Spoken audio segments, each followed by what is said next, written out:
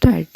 રાજકોટમાં મારવાડી યુનિવર્સિટી ખાતે આયોજિત 2 દિવસીય વાયબ્રન્ટ ગુજરાત રિજનલ કોન્ફરન્સ દરમિયાન 5.78 લાખ કરોડના રોકાણના 5,492 સમજૂતી કરાર થયા હોવાની જાહેરાત કેબિનેટ મંત્રી શ્રી જીતુભાઈ વાઘાણીએ કરી હતી. પેરેગ્રાફ. રાજ્યના કેબિનેટ મંત્રી શ્રી જીતુભાઈ વાઘાણીએ જણાવ્યું હતું કે વર્ષ 2047માં સૌરાષ્ટ્ર અને કચ્છને વિકસિત બનાવવા માટે રાજ્ય સરકાર દ્વારા એક નક્કર રોડમેપ તૈયાર કરવામાં આવ્યો છે. વર્ષ 2003માં પ્રથમ વાયબ્રન્ટ ગુજરાત દરમિયાન માત્ર ₹66,000 કરોડના 80 MOU થયા હતા. તેની સામે આજે રાજકોટના આંગણે યોજાયેલી આ રિજનલ કોન્ફરન્સમાં જ ₹5.78 લાખ કરોડના 5,492 MOU સંપન્ન થયા છે. આ આંકડાઓ અનેક દેશની સહભાગિતા વડાપ્રધાન શ્રી નરેન્દ્રભાઈ મોદી પરનો અતૂટ ભરોસો દર્શાવે છે. આત્મનિર્ભર ભારત, સ્ટાર્ટઅપ ઇન્ડિયા અને મેક ઇન ઇન્ડિયા જેવા આયામો વડાપ્રધાનના નેતૃત્વમાં સાકાર થઈ રહ્યા છે, જેનો સીધો લાભ ગુજરાતના ઉદ્યોગ એકમોને મળશે. પેરેગ્રાફ. આ તકે રાજ્યના પર્યાવરણ મંત્રી શ્રી અર્જુનભાઈ મોઢવાડિયાએ જણાવ્યું હતું કે vibrant Gujarat regional conference Saurashtra કચ્છની ક્ષમતાને વિશ્વ સમક્ષ ઉજાગર કરનાર મોટું પ્લેટફોર્મ બની છે. વડાપ્રધાન શ્રી નરેન્દ્રભાઈ મોદીના માર્ગદર્શનમાં પોરબંદર, દ્વારકા અને સોમનાથ બેલ્ટ દુનિયાનું સૌથી મોટું પ્રવાસન ક્ષેત્ર બનવા જઈ રહ્યું છે. Paragraph.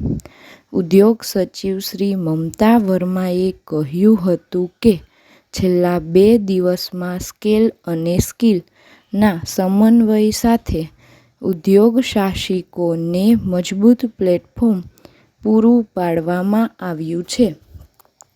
B2B, B2G reverse buyers sellers meet, 50થી વધુ સેમિનાર સહિતના આયોજન થકી યુવા પેઢીને નવી દિશા મળી છે. આ તકે ઉદ્યોગ કમિશનર શ્રી પી. સ્વરૂપે પ્રેઝન્ટેશનના માધ્યમથી વાયબ્રન્ટ ગુજરાત રિજનલ કોન્ફરન્સની સફળ યાત્રાની તલસ્પર્શી વિગતો રજૂ કરી હતી. પેરેગ્રાફ.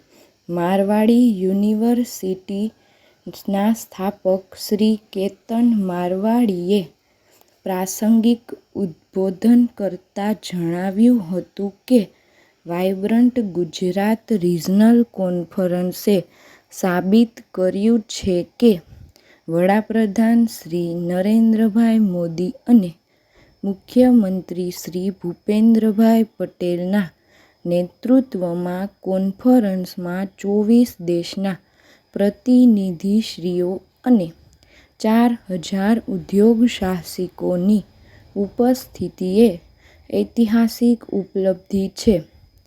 કાર્યક્રમમાં ઉપસ્થિત મહાનુભાવોના હસ્તે Kutch and Saurashtra anchoring Gujarat's vision પુસ્તકનું વિમોચન કરવામાં આવ્યું હતું.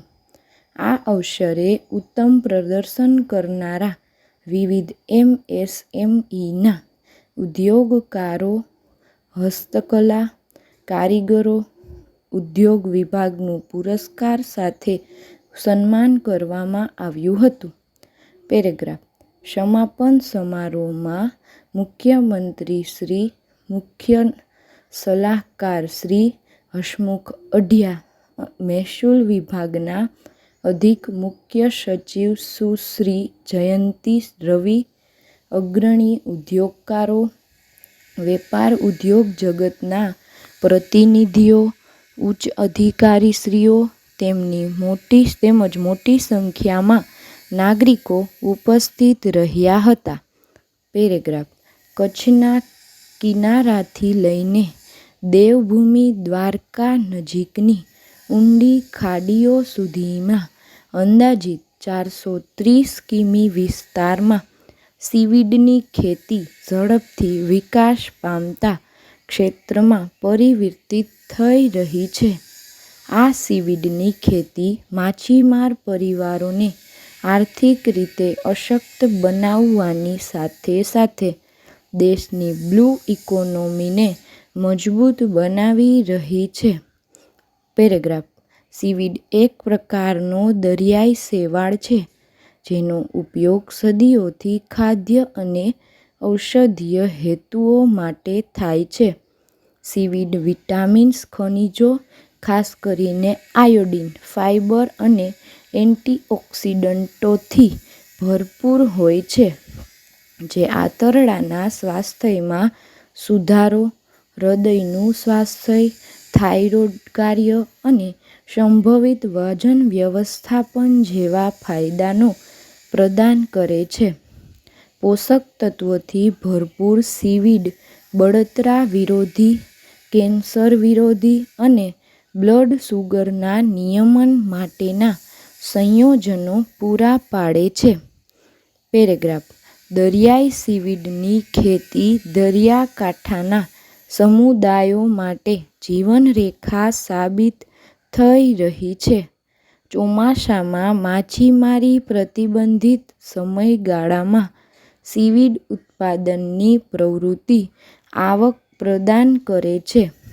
ગુજરાતમાં સીવીડ ઉત્પાદન સતત વધી રહ્યું છે. સીવીડ ઉત્પાદનના આંકડાઓ પર નજર નાખીએ તો વર્ષ 2023-24માં કચ્છમાં સીવીડની 14 ટન ખેતી કરવામાં આવી હતી, જેમાં મહિલા સ્વ-સહાય જૂથો સીવીડની ખેતી અને તેની સૂકવણીમાંથી દર મહિને રૂ12,000 થી 18,000 કમાય છે. આ ખેતી પર્યાવરણને અનુકૂળ કામ કરવા માંગતી પેઢીઓને આકર્ષે છે અને પરંપરાગત માછીમારી પર દબાણ ઘટાડે છે. વધુમાં, સીવીડની ખેતી માટે દરિયાકાંઠાના સમુદાયોને તાલીમ પણ આપવામાં આવે છે. અત્યાર સુધીમાં કચ્છના 17 ગામોમાં મોટી સંખ્યામાં લોકોને તાલીમ આપવામાં આવી છે.